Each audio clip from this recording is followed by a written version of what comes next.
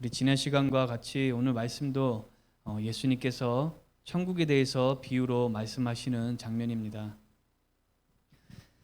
하나님의 나라는 마치 땅에 씨를 뿌리는 것과 같다고 말씀을 하십니다. 먼저 천국은 근본적으로 하나님께서 왕 되시고 통치하시는 상태를 뜻하며 복음을 듣고 예수님을 믿을 때 그러한 일이 일어난다고 우리가 지난 시간 함께 나누었습니다. 천국과 복음은 항상 함께 할 수밖에 없습니다. 그런 점에서 씨를 뿌리는 것은 복음의 씨앗이 뿌려지는 것이고, 또 씨앗이 심겨져 자라는 것은 복음의 씨앗이 심겨져서 믿음과 신앙을 갖게 되고 성장하는 것을 상징합니다. 복음이 심겨지고 믿음과 신앙이 성장할 때 하나님의 통치하심이 성도의 삶 속에서 확장되기 때문에 하나님 나라를 씨를 뿌리고 자라는 것에 비유하신 것입니다. 최초의 씨앗을 뿌리신 분은 바로 하나님이십니다. 인류를 구원하시기 위해서 십자가 사건을 준비하시고 아브라함을 선택하셔서 이스라엘 민족을 이루시고 이스라엘 민족의 역사를 통해서 계획하신 구원을 실행하시고 예수님께서 사람으로 오셔서 죽으시고 부활하시고 복음을 제자들에게 믿게 하시고 전하게 하신 것이 바로 최초로 복음의 씨앗을 심으신 것이라고 할 수가 있습니다. 열두 제자들과 시작된 교회는 복음의 씨앗을 2000년 동안 뿌리고 심어왔습니다. 세대에 걸쳐서 전 세계 곳곳에 복음이 전파되고 교회가 세워졌으며 하나님께서 성도의 삶을 통치하시면서 하나님의 나라가 임하고 또 확장되어 왔습니다. 성도로서 교회로서 씨를 뿌리는 것은 예수님께서 제자들과 우리에게 주신 명령이었습니다. 마태복음 28장 19절과 20절에 예수님의 명령이 분명하게 기록되어 있습니다. 모든 민족을 제자로 삼아 아버지와 아들과 성령의 이름으로 세례를 베풀고 예수님께서 분부하신 모든 것을 가르쳐 지키게 하라고 하셨습니다. 제자들은 사명감을 가지고 복음의 씨를 뿌렸습니다. 그리고 그 행동의 결과로 성도가 된 우리 또한 이 복음의 씨앗을 뿌려야 할 사명을 가지고 있는 것입니다. 어떤 분은 복음을 전하는 것이 목사나 또는 선교사의 일이라고 생각했을 수도 있습니다. 하지만 그렇지가 않습니다. 목사나 성도들은 모두 똑같이 복음을 전해야 할 그 사명을 가지고 있습니다. 그렇다면 목사가 일반 성도와 다른 점은 무엇일까요? 물론 목사가 성도보다 복음을 더 세밀하고 전문적으로 전해야 하겠지만 목사의 역할을 구체적으로 따져보자면 모든 성도들이 복음을 전하는 사명을 온전히 감당할 수 있도록 이끄는 역할이라고 할 수 있습니다.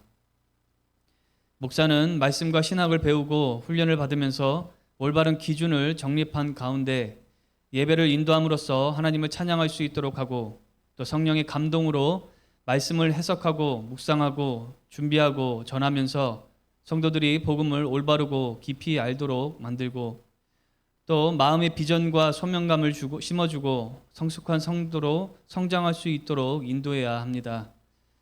여러분이 대부분 알고 있는 역할입니다. 그런데 이 모든 일의 주된 목적은 바로 모든 성도들이 복음을 전하는 사명을 감당할 수 있도록 한다는 것입니다. 목사에게 맡겨진 역할이 다르고 또 사역을 위해서 주어진 영적인 권위와 은사와 그에 따른 책임이 다를지라도 결론적으로 교회와 모든 성도들이 복음을 전하도록 하기 위함 때문이기 때문에 우리는 모두 같은 사명을 갖고 있는 것입니다. 일반 성도가 복음을 전한다는 것은 먼저 교회의 공동체의 일원으로서 복음을 전하는 것과 관련된 일에 적극 참여하는 것이고 또 직장과 가정에서 온전한 성도의 모습으로 하나님을 예배하고 말씀을 나누는 것으로 복음을 전할 수가 있습니다. 우리는 열심히 복음을 전해야 합니다. 시대가 악하고 혼란합니다. 마귀가 평화와 평등과 인권 뒤에 숨어서 하나님의 섭리와 뜻에 대적하는 사상과 생각으로 사람들을 미혹하고 있습니다. 논리도 부족하고 터무니없는 문화와 생각과 운동이 힘을 얻어서 활개치며 많은 사람들을 잘못된 길로 끌고 가는 이 시대이기 때문에 하나님 편에 선 성도들이 복음을 전하면서 하나님의 기준을 세상에 알려야 합니다. 본문에서 씨앗은 복음과 그에 관련된 일을 상징합니다. 씨앗은 겉보기에 보잘것없지만 땅에 심겨져 자라게 되면 그 가치는 드러나게 됩니다.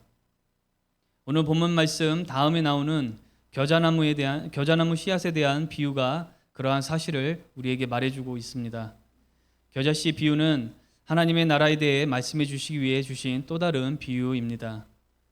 가장 작은 씨앗 중에 하나인 보잘것없는 겨자씨 한 알이 땅에 심겨져서 자라면 그 어떤 식물보다 무성해져서 새들이 깃들어 살 정도가 된다고 말씀을 하십니다. 복음의 가치는 이와 같습니다.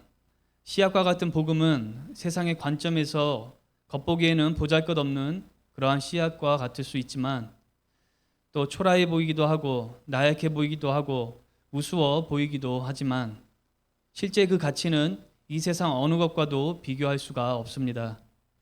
이 세상에 아무리 좋은 것도 영혼을 살리고 영원한 삶을 살 수 있도록 해줄 수는 없기 때문입니다. 더 구체적으로 오직 예수님만을 통해서 우리는 구원받을 수 있고 하나님의 자녀가 될 수 있으며 이 세상 어떤 것도 그 어느 누구도 그러한 구원과 영생과 하나님의 자녀됨을 줄 수 없기 때문에 복음은 그 어느 것과도 비교할 수 없을 만큼 크고 놀랍습니다. 먼저 성도가 이 복음의 가치와 능력을 믿어야 합니다.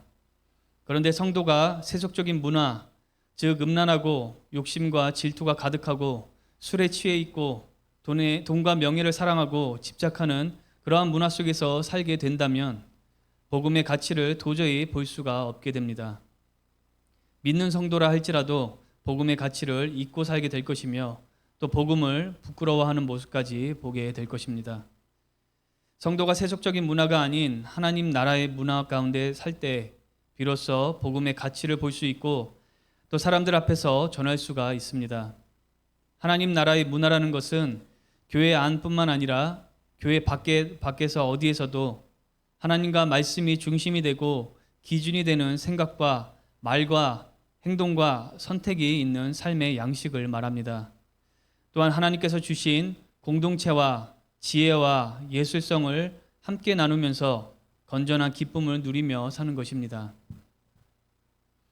어떤 분야에서 일을 하고 또 어떤 부류의 사람들을 만나든지 하나님 나라의 문화로 사는 사람은 그 복음의 가치를 알기 때문에 복음을 부끄러워하지 않으며 성령의 인도하심에 맞게 복음을 전할 수 있게 됩니다.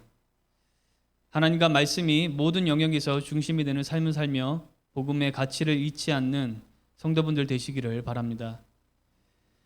그런데 오늘 말씀에서 가장 중요하게 전하고 있는 핵심은 바로 씨가 나고 자라는 과정에 대한 것입니다. 농부가 밭에 나가서 땅에 있는 돌을 치우고 잡초를 뽑고 퇴비를 섞어주고 또 고랑을 파서 이랑을 만들고 미리 마련해둔 씨앗을 정성으로 심고 물을 주는 모든 수고를 할지라도 씨앗이 땅속에서 지혈을 받아서 적당한 온도를 얻고 물에 젖어서 발아에서 싹이 나고 싹이 나서 이삭이 나오고 더 자라서 이삭에 곡식이 채워지는 모든 과정은 농부가 직접 할 수 있는 일이 아닙니다. 씨앗 속에 그 식물의 정보가 담겨 있고 그 정보에 맞게 자라도록 설계된 것부터 설계에 맞게 반응할 수 있는 환경과 계절과 그 외의 모든 것을 주관하시는 하나님께서 식물을 자라게 하시는 것입니다. 본문 4장 27절에서는 씨를 뿌린 자가 그 과정을 정확하게 알지 못하는 것 중에도 씨가 나서 자란다는 것을 강조하고 있습니다. 복음의 씨앗을 뿌리고 심는 일은 성도에게 맡겨진 사명이지만 그 씨앗에서 싹이 나고 자라는 시기와 과정은 전적으로 하나님의 주권 아래에 있다는 것을 우리가 알 수가 있습니다. 또한 비유에서 보는 식물의 씨앗은 보편적으로 자라는 시기와 과정을 예상할 수 있지만 복음의 씨앗이 사람에게 심겨져서 자라는 그 시기와 과정은 매우 영적인 것으로서 우리가 전부 예상할 수 있는 것이 아닙니다. 예상할 수 없는 이유는 여러 가지가 있을 것입니다. 우리에게 보이지 않는 영적인 일이기도 하고 또 복음을 듣는 사람의 여러 가지 상태도 우리가 전부 파악할 수 없기 때문입니다. 그 중에 우리가 생각해 볼 수 있는 것이 있다면 오늘 본문을 기록한 4장에서 1절부터 기록된 말씀에서 볼 수 있는 네 가지 종류의 땅에 떨어진 씨에 관한 비유일 것입니다. 비유에서는 네 가지의 다른 종류의 땅이 나옵니다. 하나는 길가, 하나는 흙이 얕은 돌밭, 하나는 가시밭, 그리고 하나는 좋은 땅입니다. 농부에 의해서 씨는 뿌려졌지만 그 씨앗이 어떠한 땅에 떨어지느냐에 따라서 자라나서 열매를 맺을 수도 있고 애초에 자라지 못할 수도 있고 조금 자라다가 멈출 수도 있다는 것을 말씀을 하십니다. 비유에서 나오는 여러 종류의 땅은 말씀을 듣는 사람의 마음 상태를 뜻한다고 말씀을 하십니다. 즉 복음을 듣는 사람들의 마음은 모두 똑같지가 않으며 어떤 마음밭에 복음의 씨앗이 뿌려지는지에 따라 뿌리를 내리고 자랄 수도 있고 또 처음부터 자라지 못할 수도 있습니다. 때에 따라서는 복음의 씨를 뿌리는 사람이 듣는 사람의 마음 상태를 알 수도 있습니다. 우리가 충분한 시간 동안 교제와 대화를 나누었다고 가정을 했을 때 복음을 들을 만한 사람의 마음속에 세속적인 것들이 가득 찬 것을 본다면 복음을 들어도 마귀가 그 말씀을 빼앗는 길가와 같은 마음일 수 있겠다는 것을 예상을 하고 생각해 볼 수 있을 것입니다. 또는 복음을 듣는 사람이 그 삶 속에서 여러 가지 환난과 박해를 만날 때 잘 견디고 서 있기보다는 넘어지고 실망을 하는 편이라면 그 마음이 돌받칠 수 있다는 것을 우리는 생각해 볼 수가 있습니다. 또는 어떤 사람이 세상적인 걱정과 근심이나 돈과 명예와 같은 것에 욕심이 많다는 것을 알게 된다면 그 마음이 가시나무가 무성한 밭과 같다고 우리는 생각해 볼 수가 있습니다. 이렇게 복음을 듣는 사람과의 교제와 대화를 통해서 그 사람의 마음이 어떤 상태인지를 가늠하고 그에 따라 뿌려진 복음의 씨앗이 어떤 결과를 얻게 될지를 짐작해 볼 수는 있습니다. 그럼에도 불구하고 우리는 교제와 대화만으로 사람의 마음을 전부 알 수는 없습니다. 겉으로는 괜찮은 사람도 마음의 우울증으로 시달리는 경우도 있고 검소해 보이는 사람도 물질에 대한 욕심이 있을 수 있고 평소 밝은 사람도 가정이나 직장에서 괴로운 일을 겪을 수 있기 때문입니다. 그렇기 때문에 복음의 씨앗을 뿌렸어도 언제 어떻게 열매를 맺게 될지 우리가 예상하기는 어렵습니다. 또한 하나님의 뜻과 계획을 전부 알 수 없기 때문입니다. 하나님께서 한 사람을 언제 어떻게 부르시고 변화시키실지는 하나님만 아시며 그 시간을 우리에게 전부 말해주시지는 않습니다. 성도는 복음을 듣는 사람이 신앙이 자라고 또 열매 맺는 것이 하나님의 주권 아래에 있다는 것을 항상 기억을 하면서 씨를 뿌리는 자로서 맡겨진 일을 허락된 범위에서 최선을 다해서 수행하는 데 집중하면 됩니다. 고린도전서 12장 3절에서는 성령으로 아니하고는 누구든지 예수를 주시라 할 수 없다고 말을 합니다. 즉 복음을 들었어도 예수를 믿고 주님이라고 고백할 수 있는 것은 결국 성령 하나님의 인도하심이 있어야만 가능합니다. 하물며 복음의 씨앗이 심겨졌을 때 자라나는 것은 하나님의 주권 능력 아래에 있는 것으로서 우리는 맡겨진 일에 최선을 다하고 내가 전도하는 영혼이 구원을 받을 수 있도록 중보할 수 있어야 합니다. 모든 영혼이 예수님을 믿고 구원받는 것을 하나님께서 우리보다 더없이 원하시는 일입니다. 하나님께서 분명 모든 상황을 지켜보시고 최선의 방법으로 그 일을 행하실 것입니다. 그러므로 복음을 전했을 때 듣는 사람의 반응이 없거나 또 열매를 보기 힘들다고 해서 우리가 실망하거나 좌절해서는 안 됩니다. 또한 과연 복음이 전해질 수 있을까? 이 사람이 예수님을 믿을 수 있을까? 의심하면서 또 걱정하면서 물러서도 안 됩니다.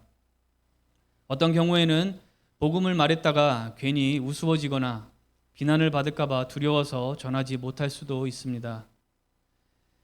전략과 지혜를 가지고 복음을 전하기 위해서 좋은 시기를 보는 것과 두렵거나 걱정돼서 계속 미루고 포기하는 것은 다르다는 것을 항상 기억해야 합니다. 우리를 위해서 수치를 당하시고 고난을 받으신 예수님을 부끄러워하지 않고 우리는 복음을 전할 수 있어야 합니다. 물론 다짜고짜 사람을 붙잡고 전한다고 해서 무조건 좋은 것은 아닐 것입니다. 1대1로 복음을 전하는 것이 결코 쉽지 않다는 것을 우리 모두는 잘 알고 있습니다. 그렇기 때문에 예수님께서는 우리를 교회로 부르셨습니다. 교회라는 공동체는 함께 모여서 예배하는 것뿐만 아니라 연합해서 복음을 전하도록 부름받은 공동체이기 때문입니다. 혼자보다 여럿이서 함께할 때 담대해지고 견고해질 수가 있습니다. 사명을 다하고 사람들을 구원의 길로 인도하기 위해서 미루거나 포기하지 않고 복음을 전할 수 있는 여러분들 되시기를 바랍니다.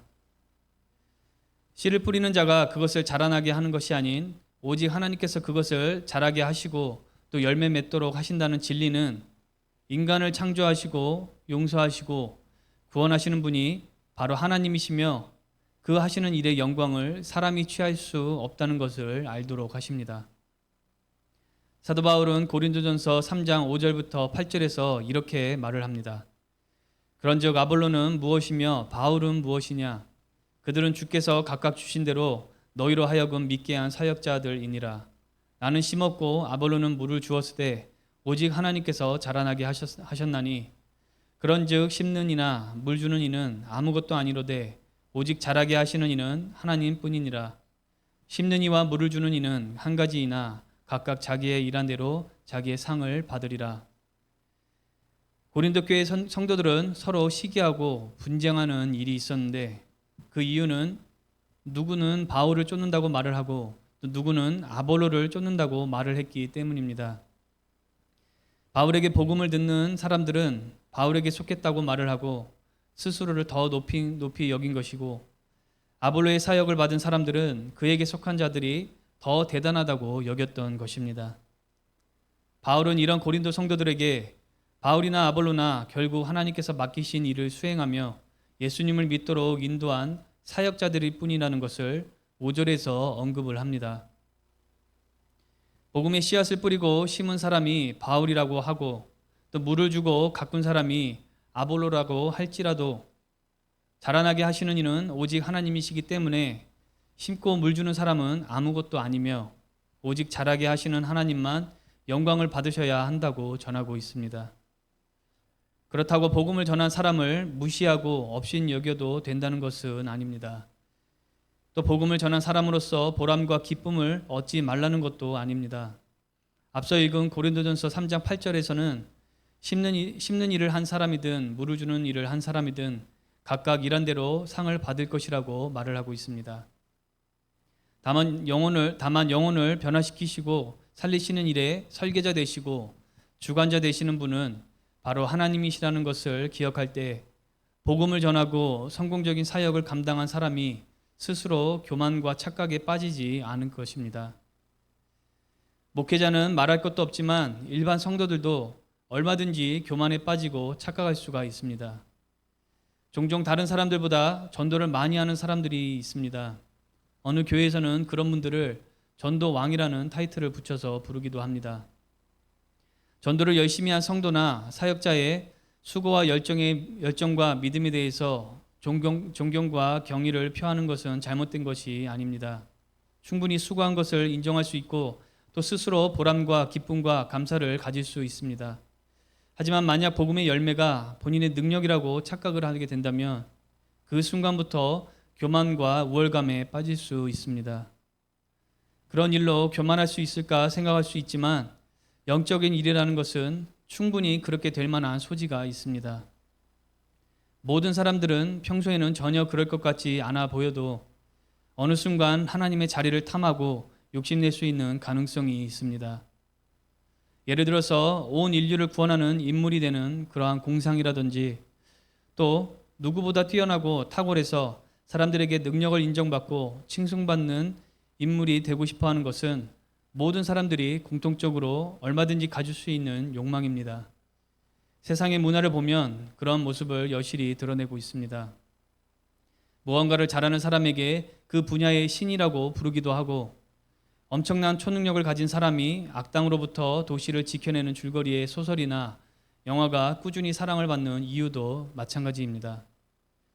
우리는 복음의 씨앗을 뿌려야 하는 사명을 가지고 있고 그 사명을 열심히 감당할 때 좋은 열매를 보는 일도 있을 것인데 그때 그런 열매에 대한 올바른 이해와 기준이 없다면 신실하게 또 열심히 일하고 나서 터무니없이 넘어지게 될 것입니다. 복음의 씨앗을 통해서 영혼을 부르시고 믿게 하시고 인도하시는 분은 하나님이시라는 것을 기억하고 믿는다면 전도왕이 되신 분이나 평생에 한 명을 전도하신 분이나 맡겨진 일에 최선을 다하고 나서 스스로를 높이는 착각과 교만에 빠지지 않게 될 것입니다. 또한 열심히 복음을 심는 일을 했는데도 아무런 열매를 보지 못한다고 해서 우리가 실망할 필요가 없습니다. 자라게 하시고 열매 맺게 하시는 이가 하나님이시기 때문에 내가 무언가를 어떻게 더 해야만 한다는 생각 자체가 오히려 내려놓아야 할 요소가 될 수 있는 것입니다. 열매에 대한 욕심이나 집착이 생기지 않도록 모두 다 내려놓고 하나님께 온전히 맡길 때 하나님의 일을 오히려 방해하는 실수를 범하지 않고 주어진 사명을 감당할 수 있을 것입니다. 이와 같이 복음의 씨앗이 자라고 열매 맺는 것이 오직 하나님의 주권과 능력임을 아는 것은 곧 구원 사역을 통해서 영광과 찬양 받으실 분이 하나님 한 분이라는 것을 알도록 합니다. 말씀을 정리해 보겠습니다.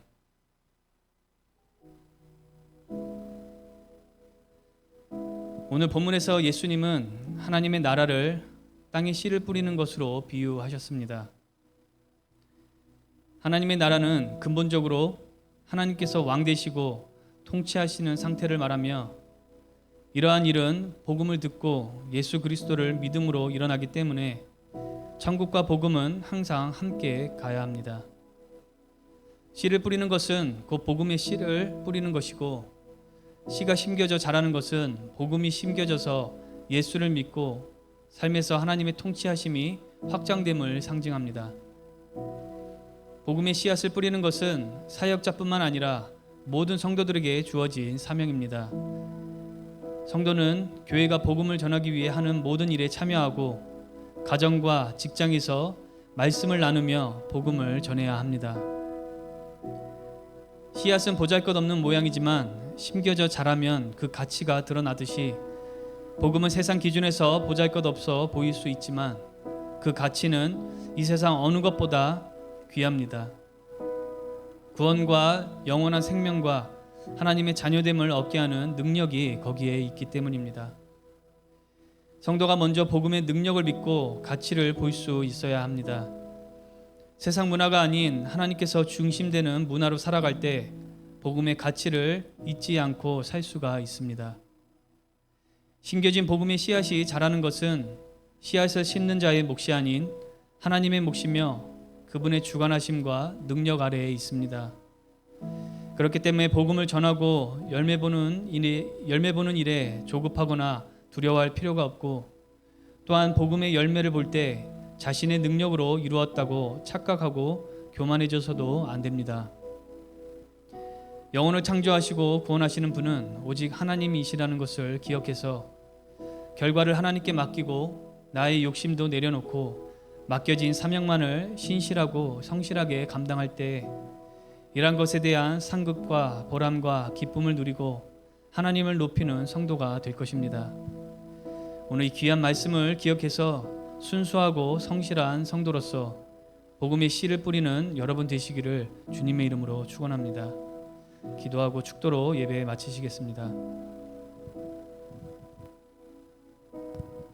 하나님 아버지, 오늘 우리에게 주신 이 비유의 말씀을 통해서 우리 모두는 복음의 씨앗을 심어야 할 사명자라는 것과 또 복음의 가치와 복음이 자라고 열매 맺는 과정이 창조하시고 구원하시고 회복하시는 모든 일의 주관자 되시는 하나님께 속해 있으며 영광도 찬양도 주께서 받으셔야 한다는 것을 나누게 하심을 감사드립니다.